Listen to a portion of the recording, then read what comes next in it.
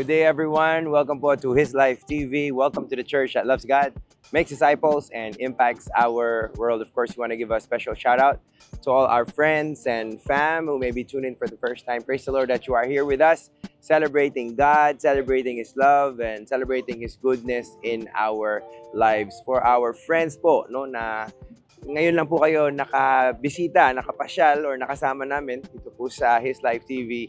We just want to let you know how we know what real love is. It says in the Bible, 1 John 3:16, this is how we know what real love is. Jesus Christ laid down His life for you and for me. Ayan, praise God. So, kumusta naman po kayo? Surely, tayo po ay nag-celebrate because of the sustaining grace of God. Iba-ibang mga kwento, iba-ibang mga storya ang mga pinagdaanan natin last week. But praise God, we're here today.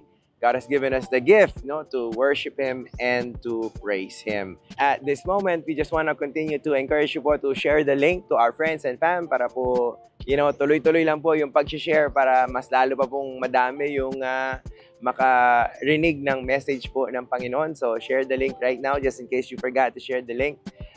What else? In-encourage po namin kayo to stay connected po dito po sa church by taking note of our social media accounts. Our social media accounts right now are being flashed and please take note of them. Tapos po, mag-follow po tayo, mag-like po tayo para alam po natin yung mga ganap, mga activities po dito sa church. What else? We encourage you to stay engaged dito po sa ating celebration. Maglagay po kayo ng mga comments, lagay niyo po yung mga highlights niyo, and also let us know where you are watching from. Halimbawa, nanonood po kayo from the States or wherever. Lagay niyo lang po dyan para alam po ng ating buong family, no? Itong spiritual family where you guys are watching from. Alright, so before we start worshiping God through songs and singing, I want to read to you a verse in Psalm 150.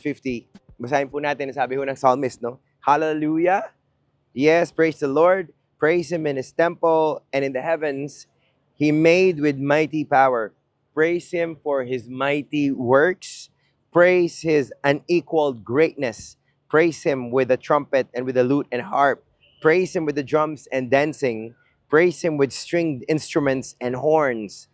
Praise Him with the cymbals. Yes, loud clanging cymbals. Let everything alive give praises to the Lord.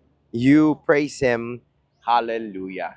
Bow your heads, close your eyes. We're going to pray. Father, right now, we thank you for giving us this beautiful opportunity to come into your presence in thanksgiving.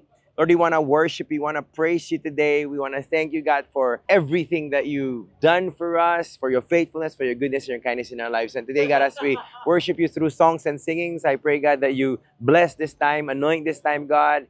And I pray, Lord, ang desire po namin is to, Lord, sana po mapangiti po namin kayo through our worship today. Lord, bless this time. This we pray in Jesus' name, and we all say amen and amen. Let us now worship and praise the Lord.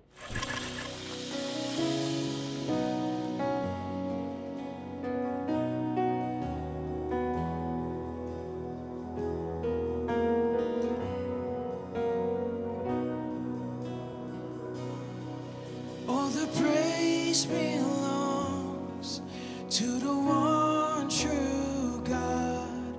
We crown Him now with many crowns. He delivered us with an outstretched arm. His endless love has overcome. Praise God from whom all blessings flow. All creation here below. Praise with all of heaven singing. Holy. We praise the one and only God, Father, Son, and Holy Ghost. Praise with all of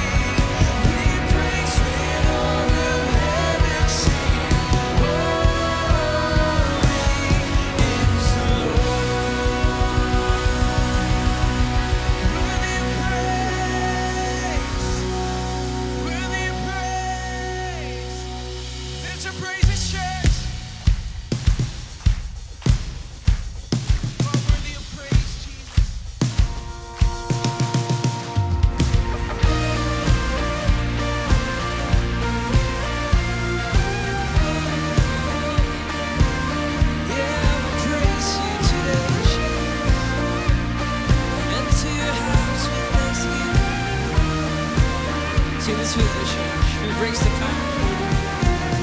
Who breaks the power of sin and darkness? Whose love is mighty and so much stronger. The King of glory, the King above all kings. Who shakes the whole earth with holy thunder and lives as breathless in awe and wonder. The King of glory, the King above all kings. This is amazing grace. This is unfailing love. That you would take my place. That you would bear my cross. You laid down your life. That I would be set free. Oh, Jesus, I sing for all that you've done for me.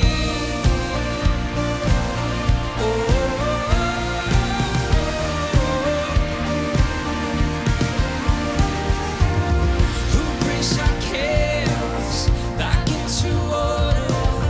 Who makes the orphan a son and daughter? The King of glory, the King of glory, who rules the nations with truth and justice, shines like the sun in all of its brilliance.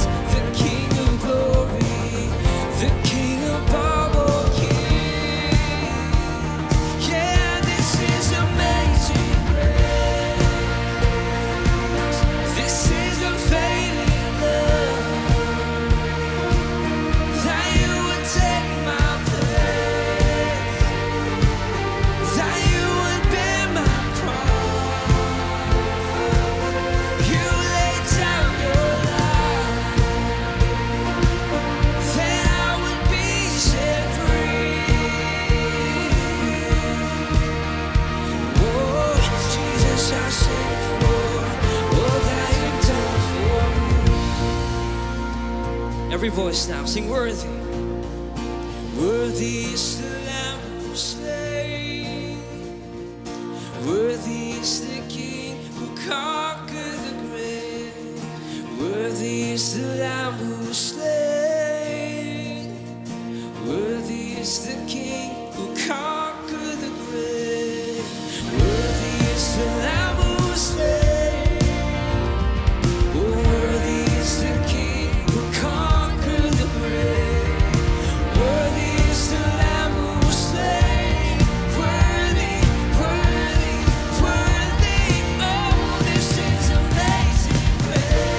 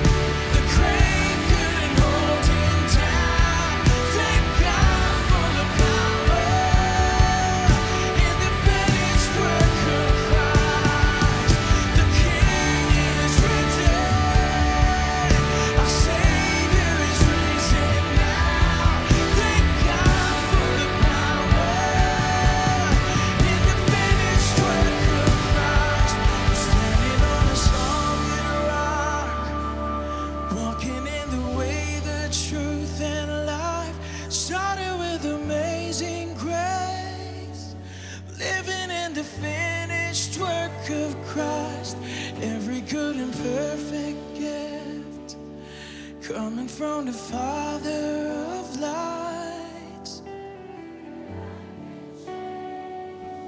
My fate is in the finished work of Christ.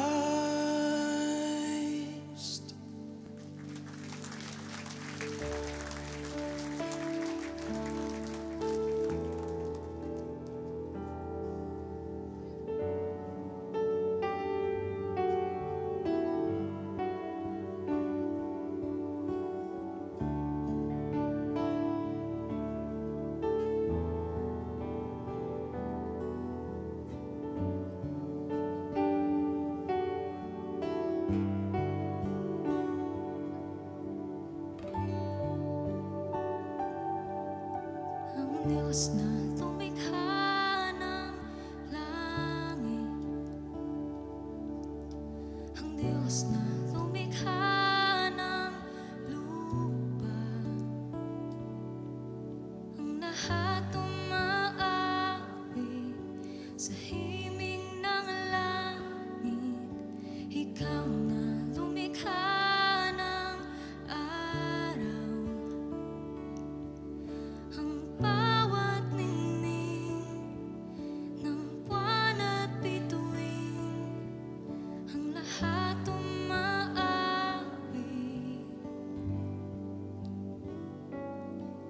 Kamangha-mangha ang iyong nilikha,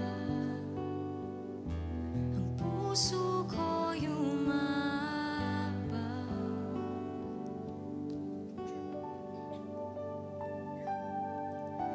Ikaw na lumikha ng dagat, mga punong nagbibigay kulay,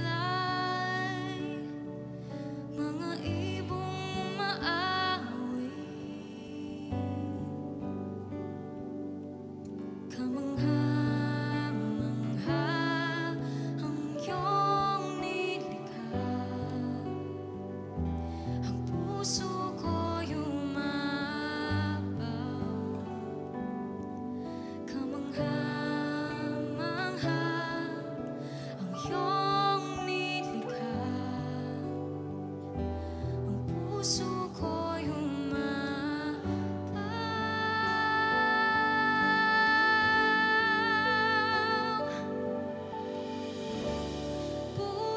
Purihin ka,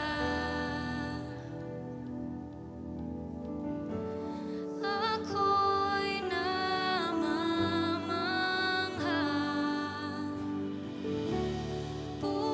Purihin ka, sa'yo'y namamangha.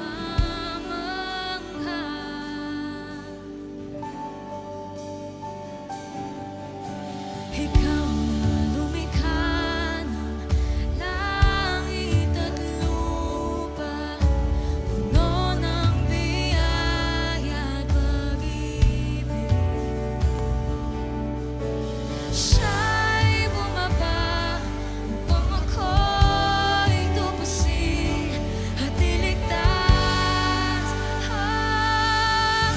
Ikaw ang Mesiyas, ilaw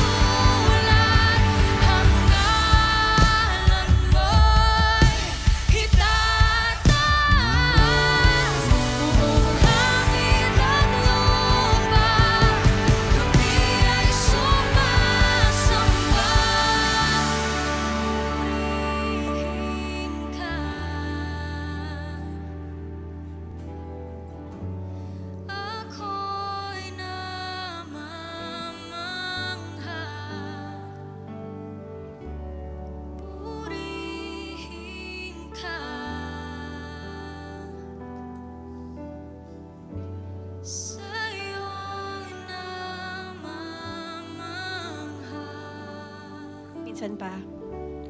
Purihin ka.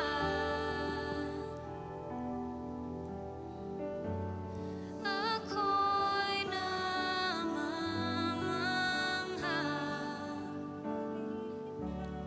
Purihin ka.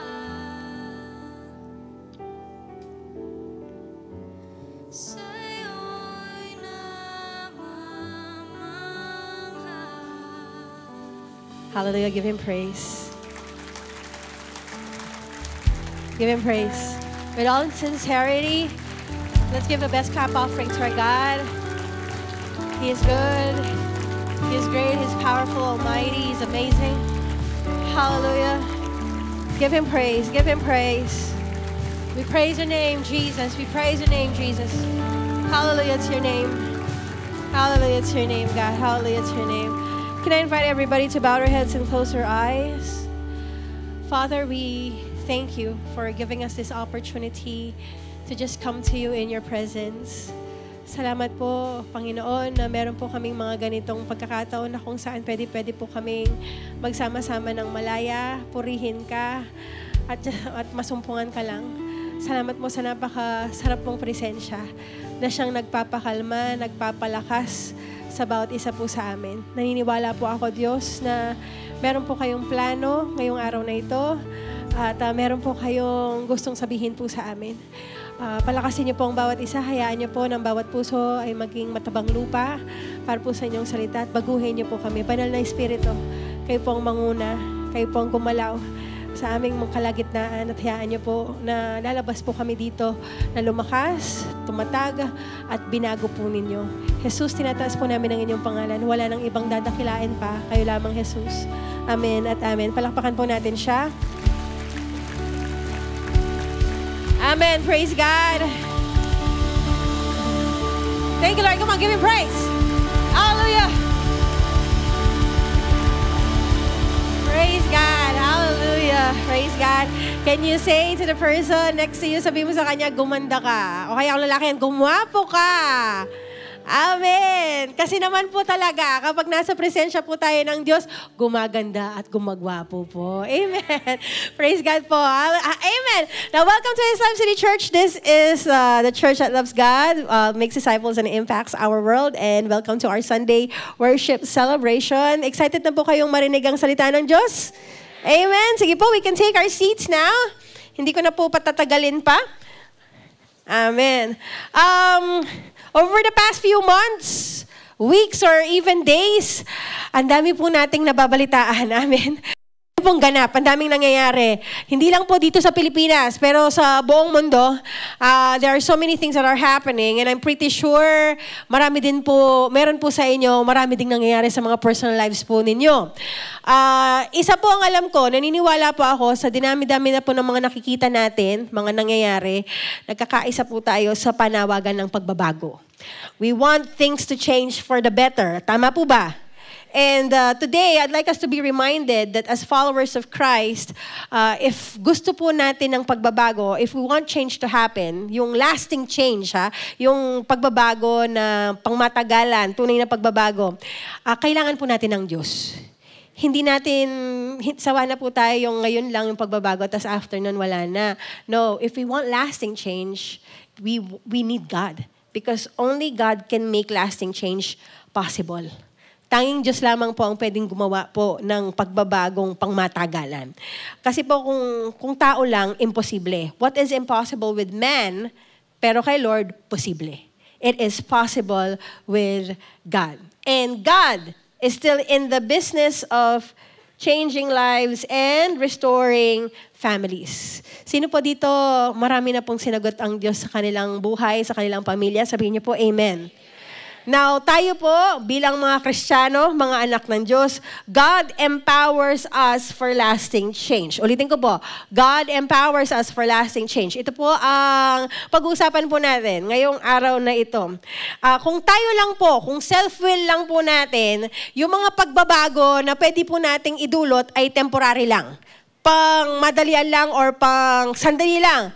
Kasi mismong mga gusto nating baguhin, di ba? Yung mga, ay, basta 2025, January, hindi na ako gaganito. Kumusta ka naman ngayon? Meron pa din, di ba? O kaya mula ganito, mag-exercise na ako, ayun. Yung binili mo hanggang ngayon, nakarap pa din. Wala pa din. Again, if we want change, it would be difficult kung tayo lang, self-will, temporary lang yan. Pero kapag po inalaw po natin ang Panginoon ang magtrabaho sa ating mga buhay, totoo nga naman po, babaguhin niya yung mga buhay po natin. Amen po! Amen. Now, if we want our lives to change, our families to change, our communities to change, and even our culture to change, meron po akong ibabahagi sa inyo at least 3. Marami po ito sa Bible. Pero ngayon po, dahil for the lack of time, let me just share to you at least 3 factors that the Lord empowers us for lasting change. Unang-una, the Lord empowers us for lasting change with the power of the gospel. Makapangyarihan ang magandang balita. The power of the gospel. Paul wrote, Romans 1:16, "For I am not ashamed of the good news about Christ. It is the power of God at work." Kapangyarihan ng Diyos na siyang nagtatrabaho po sa sino man na naniniwala. Saving everyone who believes. The Jew first and also the Gentiles. Tayo po yung mga Gentiles. Tayo kasi yung, pag sinabi pong Gentiles, foreign nations that are not Israelites or Jewish. So pag Gentiles, kasama po tayo dyan. So sinasabi po niya dito ni Pablo, I am not ashamed of this good news about Christ. It is the power of God at work. Kapangyarihan ng Diyos na siyang nagtatrabaho. At sinulat pa niya sa Colossians chapter 1, verse 6, "This same good news that came to you is going out all over the world. It is bearing fruit everywhere by changing lives, just as it changed your life." Lahat po ng binago ng Diyos, pakitaas po ang kamay. Amen. Praise God.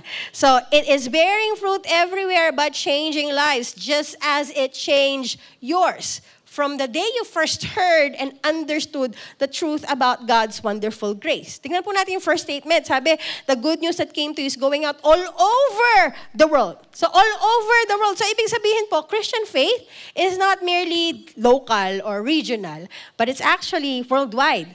Available for everybody. It is not intended for ito lang, yung grupo lang na ito, yung nation lang na ito, o dito lang sa banda dito. Hindi po. It is good, the good news is for those, for the whole world. Sa mga bawat tao, lahat po ng tao, say amen? Praise God. So, it is available for the whole world. And it transcends all ethnic, geographical, cultural, or political boundaries. Wala pong pwedeng mag-limit dyan. Kahit sino, sabi, all over the world. And sinasabi po ni Pablo that it was rapidly spreading, kumakalat. This Colossians was written way before. Sa dati pa, di ba? Ano pa yan? Early church. Pero amazingly, it is still applicable today. And it's happening. The message or the good news of Christ is still rapidly spreading.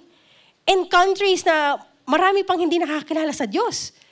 And they are being transformed by the power and glory of Jesus Christ. Mga hindi kilala si Jesus, tas nagpakilala ang Panginoon sa kanila through a dream, or maybe to somebody else, internet. I mean, pati po ang internet ngayon ginagamit ng Diyos para po lumaganap ang kanyang magandang balita. And it is changing lives. Bearing fruit, sabi po dun sa Colossians 1:6, it is bearing fruit everywhere by changing lives. So, sinabing bearing fruit, may bunga. May bunga ang gospel. So, when the gospel is embraced by faith, the gospel produces godly character and noble conduct. Binabago talaga tayo. Binabago yung mga nananampalataya. Binago yung pag-iisip, binago yung pananalita, binago pati yung paggalaw. Binago yung mga aksyon. Binago kasi yung puso. Again, it is not religion that changes the lives of people. Hindi po relihiyon, kundi gospel. It is the gospel that changes the lives of people.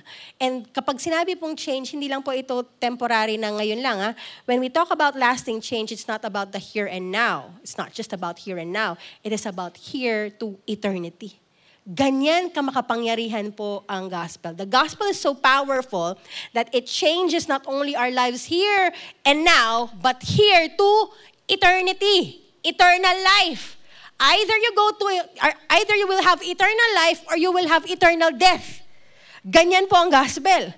Kapag nasa iyo, pinakita sa iyo, ibinahagi sa iyo, meron kang choice. Would you want eternal life or eternal death? And your response to it would actually determine your future. Kaya nga John 3:16 ang sabi po, "For this is how God loved the world. He gave His one and only Son, so that everyone who believes in Him will not perish but have eternal life." Ito po yung lasting impact. Ito yung pagbabago talagang matagalan kasi hindi lang po tungkol dito eh.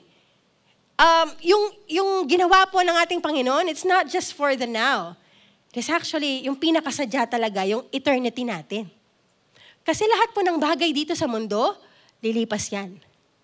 Temporary lang yan. Praise God, di ba? Praise God, pati po suffering, temporary lang yan.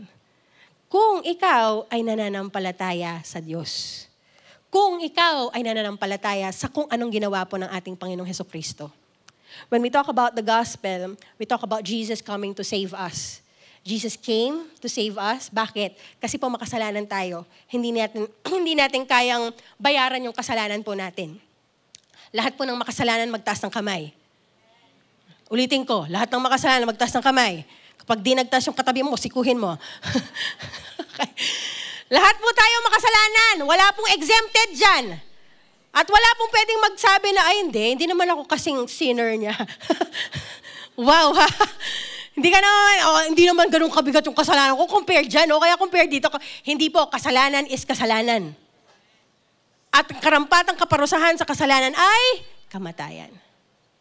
And God in His love, in His unconditional love and great love, gave His life for us. Jesus Christ laid down His life. This is how we know what real love is. Jesus Christ laid down His life for you and for me. Why? Bilang kabayaran sa ating mga kasalanan.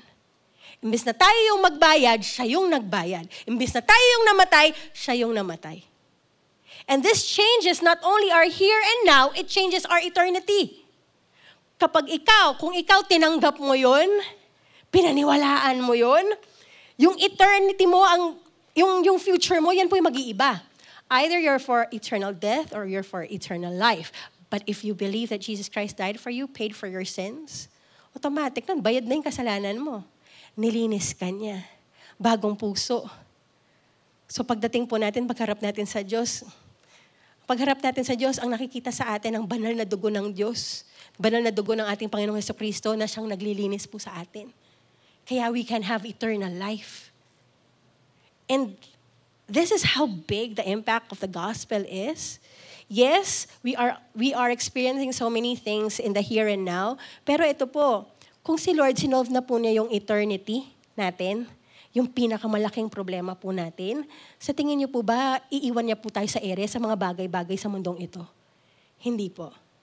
I mean, God is so good and great that He already solved the biggest problem that we have. And what is our biggest problem? The biggest problem is sin. The biggest problem of man is sin. It is sin that has led to the corruption of this world. It is sin that has led to the brokenness of this world. And God has already solved that through Jesus Christ dying on the cross for our sins. And because of this, it changes us na nagsisimula tayong mabuhay hindi para sa mga bagay na pang dito lang. We begin to live not just for the things of here and now, but we live for the things for eternity, of eternity. Yung mga bagay na nag-take over na po sa atin na hindi lamang po yung mga gusto natin o yung desires po natin sa mundong ito, hindi na. Dahil naranasan natin ang pag-ibig ng Diyos, dahil nakita po natin ang pagmamahal ng Diyos na pinakita niya sa krus, ang utak natin nag-iiba na. We set our minds on things above and not on things here. Again, God changes it. God changes hindi lang yung here and now, but here to eternity. But it doesn't mean that God will leave us here. Dito, no. He's still with us. Empowering us. Amen. Changing us from glory to glory. Ito pong gospel na ito, it's this good news that we have. It is the good news that Peter received. Siya nagpabago sa kanyang buhay. Si Zacchaeus, si Matthew. Kung kilala niyo ito, New Testament, mga tax collector po yan. Sina Saul, the murderer, who became the apostle. I mean, paano malaking pagbabago? How can that change, that big change, be possible? It could only be possible because of Jesus Christ. That is the gospel. Alam niyo po yung kantang Amazing Grace. Hindi ko na po kakantahin. Pero yung sumulat po noon, ang pangalan niya John Newton. And before he wrote that, he lived a life as a businessman. And his business was actually slavery. He was investing in slave trade. Nagbibenta siya ng mga tao para bilang alipin.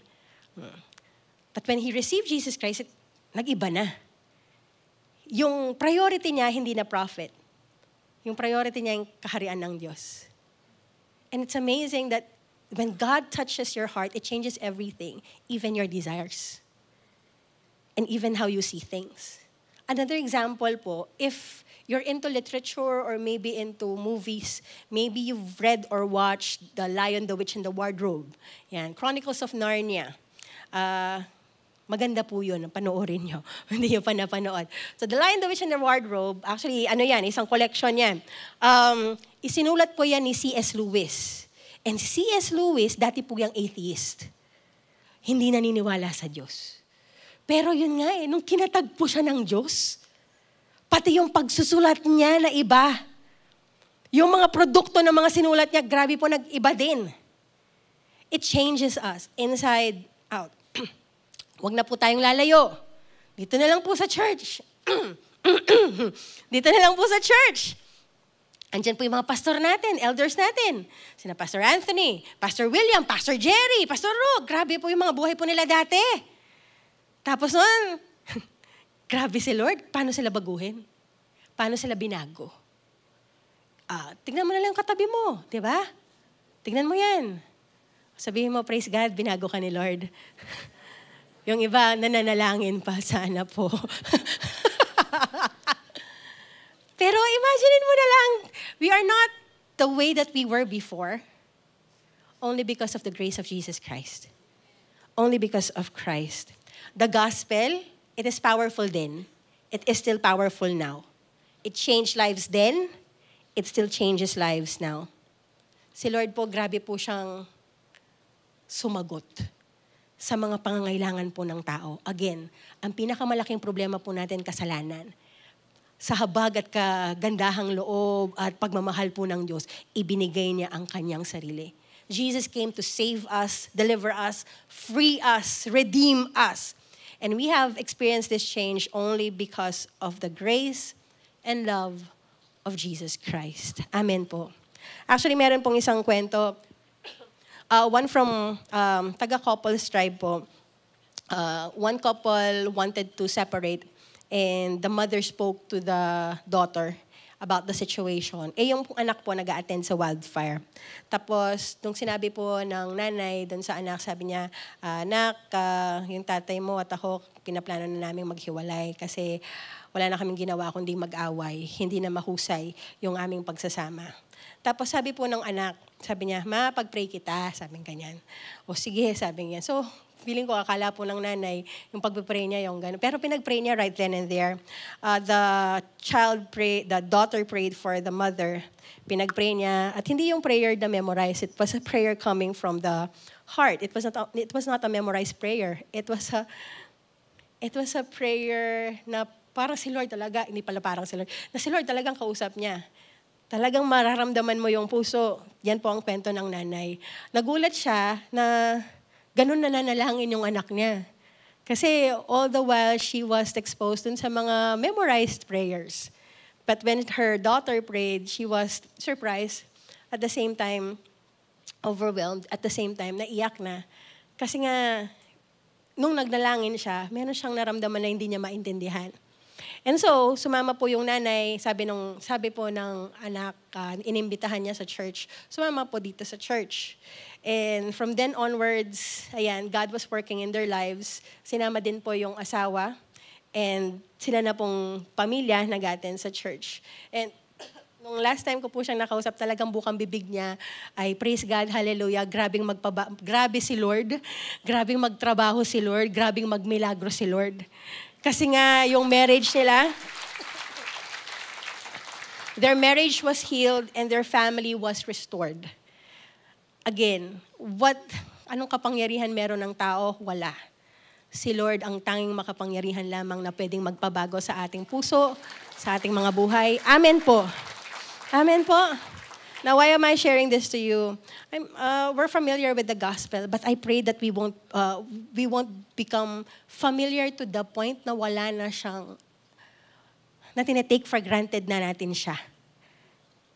Gospel is so basic and yet we overlook its power.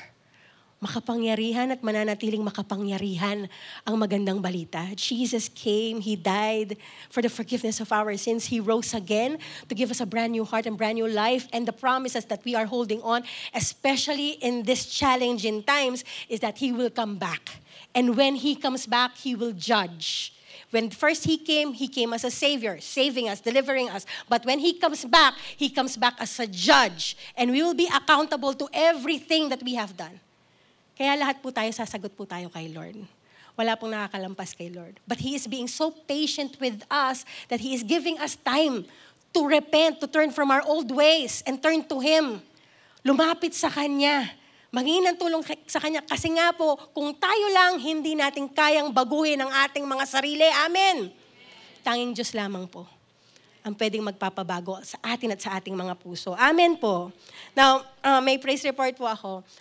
There's also this one person from church na kung saan she attended the journaling group in Manila. Mahilig po siyang mag-journal. At meron po silang grupo na yung hobby talaga nila, journaling.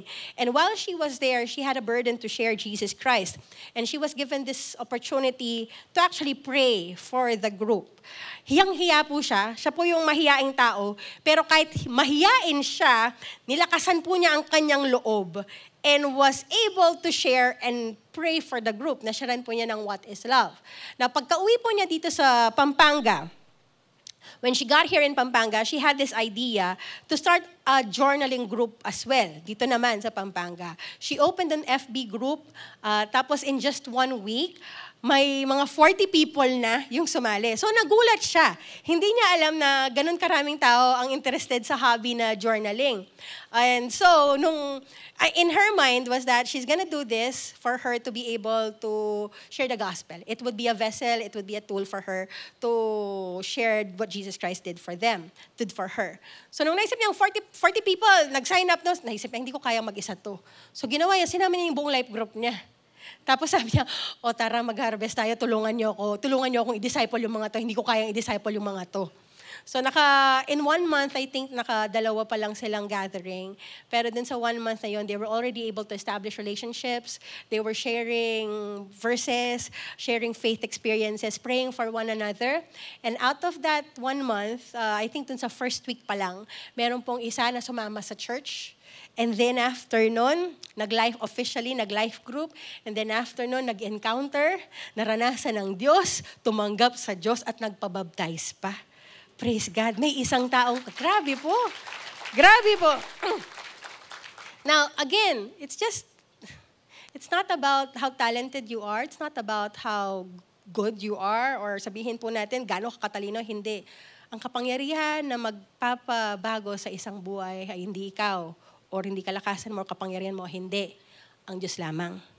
It's only the power of God, the power of the gospel. The gospel of Christ, who is truth and grace, changes lives. Yan po yung una. Secondly, the Lord empowers us for lasting change with the power of prayer and intercession. Meron pong isang subject, ang pangalan po ng subject ay neurotheology. So it is the study of how faith and prayer affects the brain. At pinapakita po na kung paano po binabago ng panalangin, kung paano the study shows how prayer changes the way our brain is wired. Kung paano po gumagana yung ating brain. So, pakita po yung picture yan. Meron tayong prefrontal cortex. Biology ng konti. So, anatomy. So, meron tayong prefrontal cortex, meron tayong amygdala, tapos meron tayong anterior cingulate cortex. Hindi ko na po papamemorize yan. Wala po tayong quiz dyan.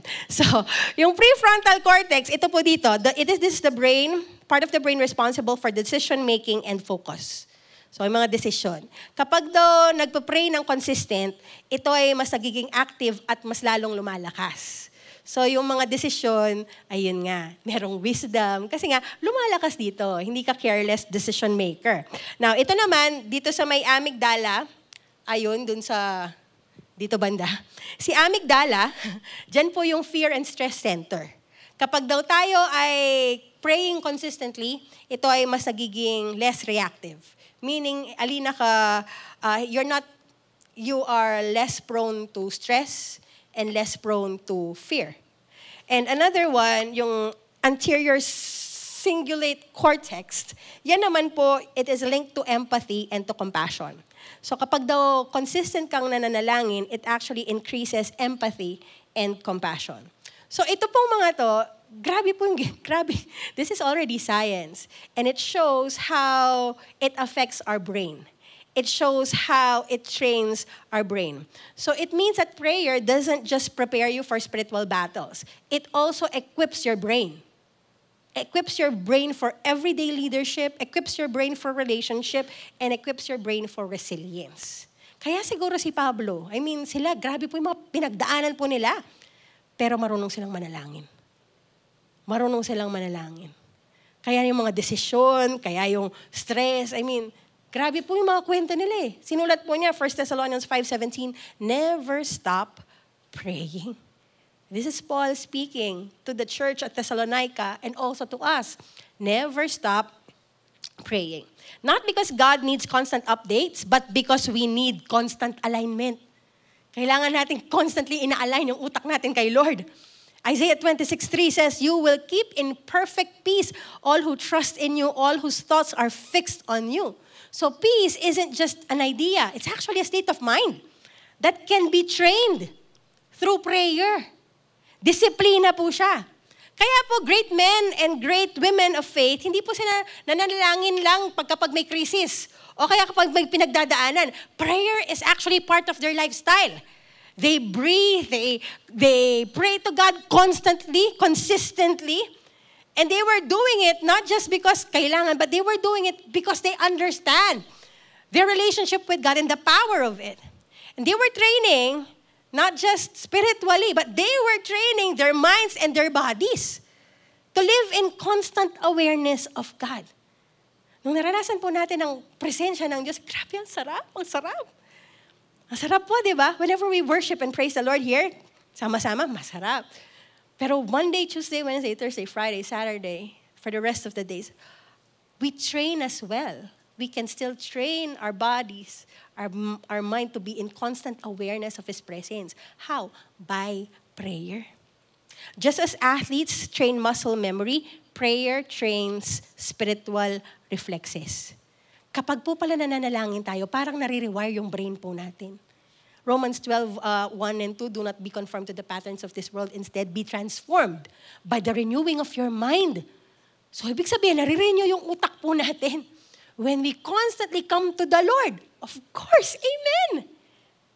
At hindi lang po yung constantly come to the Lord, meron pala talagang nangyayari sa atin. Physically speaking. So, if you practice worry daily, your brain becomes better at worrying. Wow, ah. Wow! Pagaling ka ng pagaling sa pag-worry, ah. Kasi yan ang pinapractice daily. If you practice complaining daily, your brain becomes better at complaining. Patindi ng patindi yung complain niya. Paggrabe ng paggrabe. But if you practice prayer daily, your brain becomes better at peace. Mas nagiging aware ka sa presensya ng Panginoon, mas nagiging aware ka kung sino si Lord, mas nagiging aware ka sa ginagawa po ng Diyos. Kaya nga naman po si Paul, again, balikan natin si Paul, sinabi ni Paul, do not be anxious about anything, but in every situation, by prayer and petition, with thanksgiving, present your request to God. And the peace of God, which transcends all understanding, will guard your hearts and your minds in Christ Jesus.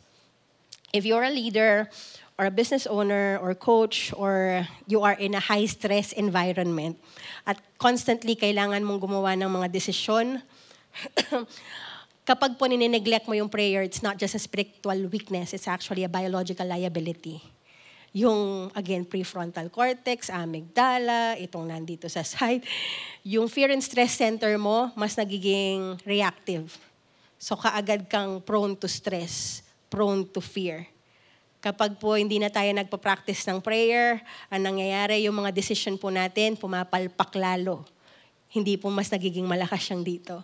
And then yung emotional resilience po natin, humihina. So you become more reactive, you become less discerning, and more vulnerable to burn out when we neglect prayer. Again, if we want to experience lasting change, prayer is the key. And prayer is powerful. Hindi dahil basta-basta ka na lang nananalangin. Hindi po. Prayer is powerful because we are praying to a powerful God. Makapangyarihan ng Diyos na nilalapitan po natin. Amen po! If we want lasting change to happen in our families, communities, culture, and nation, pray. Pray and intercede. There's this one country in East Africa, ang pangalan po ng country ay Uganda. And sa Uganda po, meron pong something remarkable is happening. It's not just through government programs or economic miracles, hindi po. It was through prayer, dahil po sa panalangin. All across the country, yung mga nananampalataya po, they have built, gumawa po sila ng mga prayer altars po nila. Itong prayer altars na ito, sometimes wooden shed lang siya. Yung iba naman parang space lang na kinlear sa forest. Tapos yung iba naman po, corners, small corners in their house. But in these spaces, in these places, people gather. Nagsasama-sama po yung mga tao, morning and night, para po manalangin. It's not just for minutes, but even for hours. And they pray. They pray for their families, they pray for their leaders, they pray for their communities. They are praying for, interceding for healing, they intercede for peace, they are interceding for revival. And slowly, lumalabas po yung mga kwento. Stories have emerged of communities being transformed. Villages being transformed. Yung crime rate bumabagsak. Yung water sources po nila, it was being discovered. Kasi po yung lugar nila, it was maraming witches. So, so it was cursed. The land was cursed. And when these people started praying, ayun nga, healing. There was healing even in the land. So pati yung mga water sources, it was being discovered. Tapos, demonic oppression was also being broken.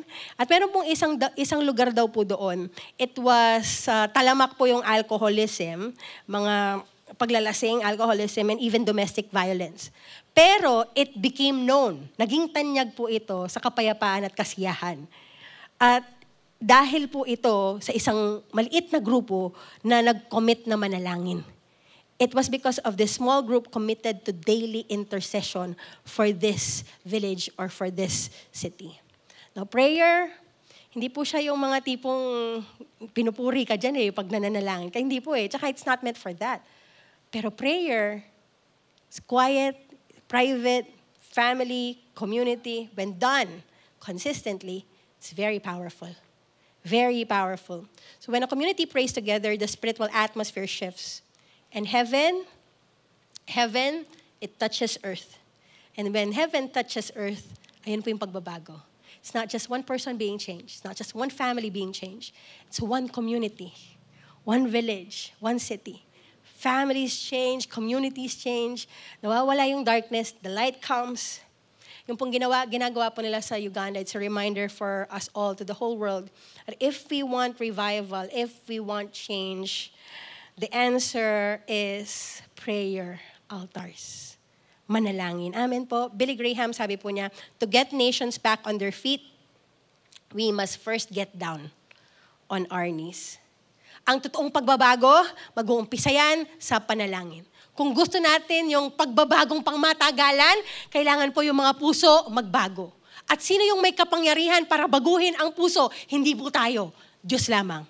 Kaya kailangan po nating manalangin. Gusto po nating revival? sa lugar po natin, it starts on our knees. If we want change in our family, if we want change in our workplace, in our community, in our culture, prayer. Before we can rise up, we have to kneel down. Amen. Pastor Anthony once said, our time of intimacy with God should flow to a time of intercession for others. If we want to see great things happen, tap into the power of intercession. Ulitin ko, if you want to see great things happen, tap into the power of intercession. So the Lord empowers us for lasting change with the power of the gospel, 1. And also with the power of intercession, 2. Lastly, the Lord empowers us for lasting change with the power of the Holy Spirit. Banal na Espiritu. Amen. Palakpakan po natin ang Diyos. Sa Book of Acts po, makikita po natin yung impact ng early church dun sa lugar at dun sa panahon po nila. Pero hanggang ngayon, ramdam po natin kung ano po yung ginawa po nila. Ano po yung mga noteworthy things that helped them make an impact? Una, their message. And what was their message? It was the gospel. Their community. It was a church who met together daily. It was their practice, prayer and intercession. And it was their ally, kasangga. Sinong kasangga nila? The Holy Spirit. And Paul's urging in one of his letters is still relevant today. Applicable pa din po hanggang ngayon. Ephesians chapter 5, 15 to 18, it says, living by the Spirit's power, so be careful how you live. Don't live like fools, but like those who are wise. Make the most of every opportunity of these evil days. We are living in the evil days. Ang dami po nating nakitang nakakabasag ng puso, nakakaiyak. Pero sinasabi po ng Biblia, make the most of every opportunity in these evil days. Don't act thoughtlessly, but understand what the Lord wants you to do. Don't be drunk with wine, because that will ruin your life. Instead, be filled with the Holy Spirit. Magpapuspos ka sa banal na Espiritu. Let your influence be the Holy Spirit. Hindi yung mga bagay sa mundong ito. Huwag kang magpakalasing sa mga bagay sa mundong ito. Instead, magpakalasing ka sa mga bagay patungkol sa Diyos. Be filled with the Holy Spirit. Change lives. It is only possible through the power of the Holy Spirit working in us. He will do exceedingly abundantly above all we ask or think, according to the power, the Holy Spirit power that is at work in us. And it's only the Holy Spirit that could empower us to share the gospel of Christ effectively. The Holy Spirit is the one who teaches us how to pray and also to intercede, the one who gives us the burden. The Holy Spirit is the one also strengthening us to keep us running in this race. The Holy Spirit is a person that we need so much. Kailangan na kailangan po natin siya. Kaya nga po patuloy po natin acknowledge, appreciate, and allow the Holy Spirit to work in our lives. Lord, salamat po sa mga pagbabagong ginawa niyo po sa akin dati, pero Lord, alam ko po may kaya pa po kayong baguhin sa akin. Patuloy po ako nagpapabago sa inyo. Patuloy po ako nagsasubmit sa inyo.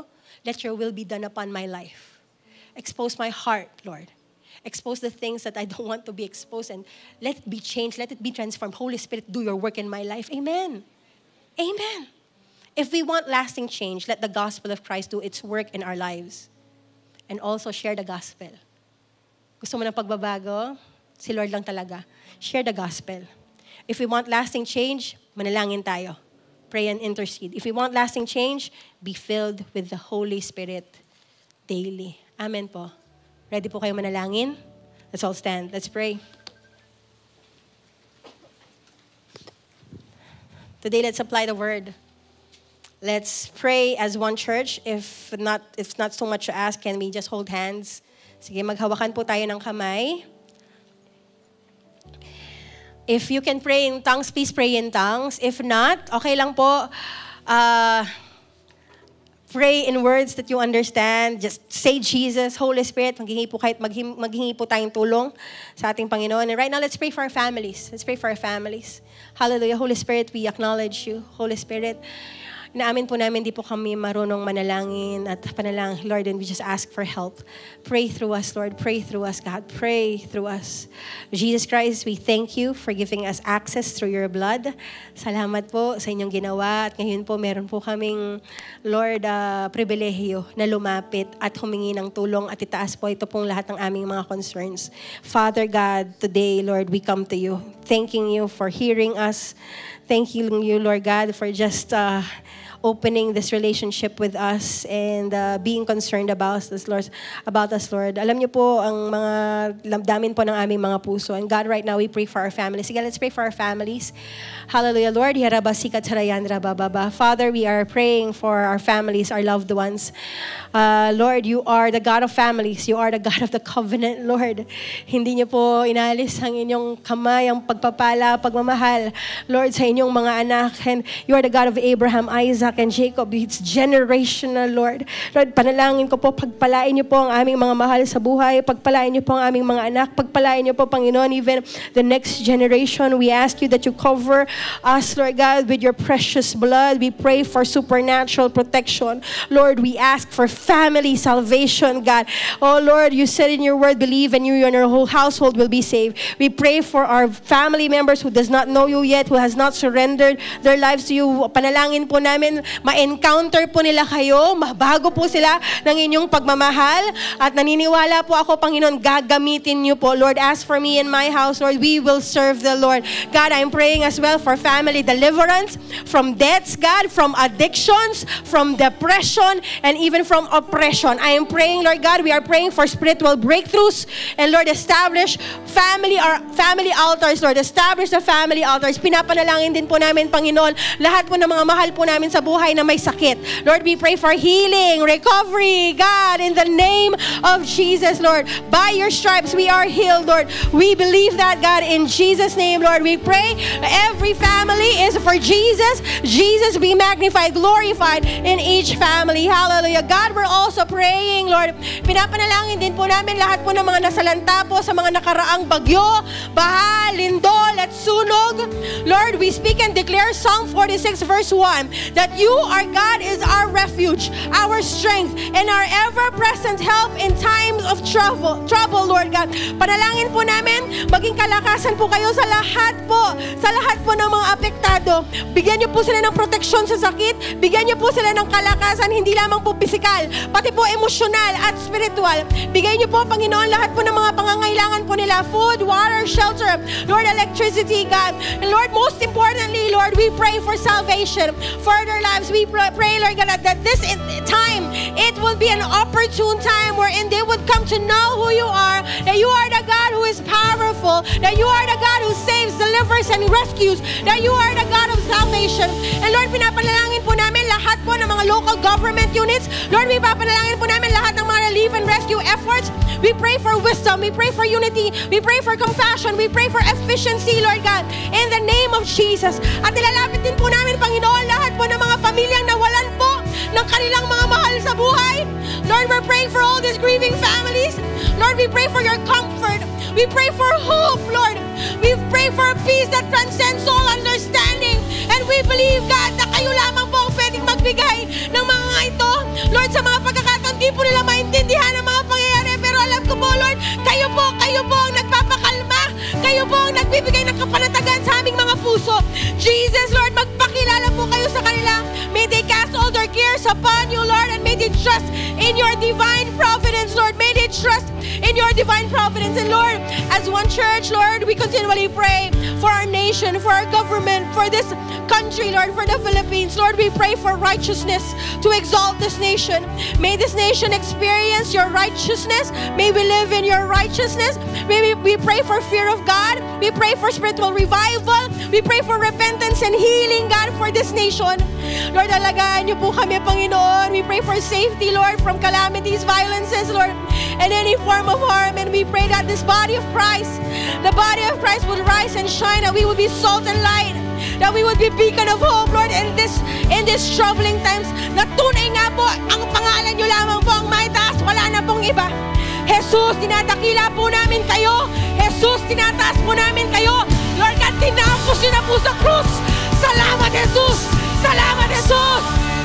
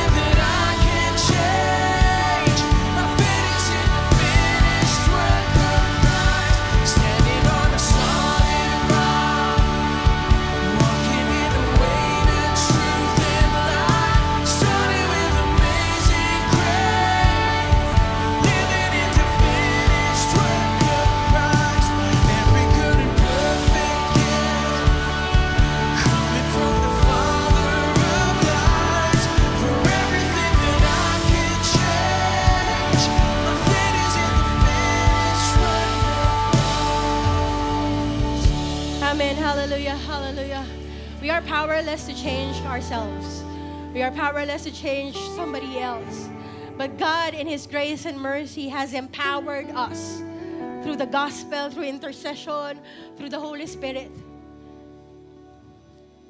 Kailangan lang po natin ay sumuko sa Kanya. Surrender our lives to Him. Let Him work in our lives. Hayaan po natin gumalaw siya sa ating mga buhay. If you have come here for the first time or you have been coming here for quite some time already, but you have not yet given control to Jesus Christ, pagod ka na, oras na, ngayon na, ibigay mo ang iyong buhay kay Jesus. Tama na ikaw yung nasusunod, hayaan mong siya yung masunod sa buhay mo. Turn away from that old life and turn to Jesus Christ. Let Him be the King of your life. Let Him be the one who rules over your life. It's not gonna be a bump. It's not gonna be a smooth road na wala ka ng problema. Hindi. Pero andun yung kapayapaan na hindi mo maintindihan. Andun yung kalakasan na tanging sa Kanya lamang po pwedeng manggaling. At sabihin ko po sa inyo, ang babagoy niya, hindi lang yung ngayon, pero eternity mo. Maniwala ka sa Kanya. If you're that person, bow your head, close your eyes, and pray this prayer with me. Jesus, nagpapakumbaba po ako, lumalapit sa inyo, naghihingi ng kapatawaran sa lahat ng aking mga kasalanan. Hindi ko po kayang baguhin ang aking sarili. Kailangan po kita. Salamat po na namatay kayo sa krus bilang kabayaran sa lahat ng aking mga kasalanan. Salamat po na dahil nabuhay kayong muli, meron akong bagong puso at meron akong bagong buhay. Hayaan niyo po ng bagong buhay at bagong pusong ito ay para po sa inyo. Mamahalin kita, susunod ako sa iyo at dadakilain kita. Amen at amen. Palakpakan po natin ang Diyos. Praise God. Napaka-powerful po ng ating message today. Praise the Lord for change, no, lasting change, no. Today po we were encouraged, no, and reminded po about the power of the gospel, the power of prayer, intercession, and the power and the work of the Holy Spirit in our lives. Grabe, ako po, ang dami ko pong highlight, no, but sobra po akong na-encourage lalo to pray more, no. Nakita po natin yan, rinig po natin yan. Grabe yung power, yung benefit po talaga ng panalangin. And of course, we appreciate the message, the power of the gospel, and we appreciate po the work of the Holy Spirit in our lives. Kayo po, ano po yung highlight ninyo? Ayan, please take time to write your highlights. Type nyo lang po yung highlights po ninyo sa comment section. Ilagay nyo po dyan para ma-edify. Lalo po tayong ma-edify po dito po sa mensahe na narinig po natin. Alright, thank you. Now, for our friends and family naman po who would like to give, naka-flash po ngayon, no, yung mga ways, yung mga kaparaanan kung paano po tayo makakapagbigay ng ating tithes and love offering. Nandyan po yung mga QR codes ng GCash and Maya. Also, our bank accounts are being flashed right now. So, ito po yung mga kaparaanan, ways on how to give. Amen? So, ayan, no? Praise God. Salamat po. And we want to continue to appreciate you and continue to thank you for joining us in worship. Sana po, kita-kita po ulit tayo next week. Sama-sama tayong mag-worship at makinig po sa word ng Panginoon. Okay, turning over now back to Pastor Erica for the prayer and blessing. God bless you po. Lahat ng mga binago ng Diyos, sabi niyo po, Amen. Yan, tignan mo yung katabi mo. Sabi mo sa kanya, praise God talaga. Binayo na ng Ginoo. Amen. Praise God. Thank you, Lord Jesus. Amen. Okay, we can stand now. Raise your hands. I'm going to bless you with a prayer. The Lord bless you. The Lord keep you. The Lord make His face shine upon you. The Lord bless your families, the works of your hands. The Lord bless your future. In the name of the Father, of the Son, of the Holy Spirit, all God's people say, God bless everybody.